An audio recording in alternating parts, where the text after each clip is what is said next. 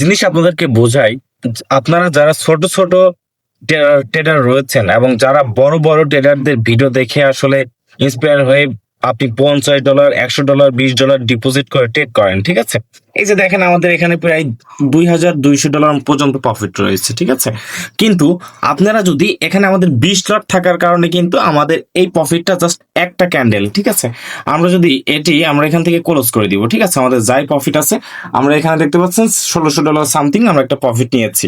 তো আপনারা যদি এই একটা ক্যান্ডেলে আপনাদের মিনিমাম $1 $2 হয়তো প্রফিট থাকতো, তারপরেও আপনারা মার্কেটে অপেক্ষাই করতেন এট লাস্ট আপনাদের মার্কেট উপরে যে নিচে আসতো, ঠিক আছে? কিন্তু আপনি হাইস্ট $2 থেকে $3 $4 প্রফিট করতে পারতেন। তো কখনোই ফরেক্স মার্কেটে $50 $100 দিয়ে কখনোই ট্রেড হয় না।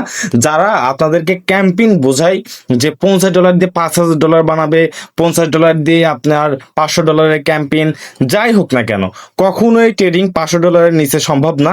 যারা যারা এখনো ভাবতেছেন যে $50 $100 দিয়ে ট্রেড করবেন, বাদ দেন ভাই, চাকরি করেন।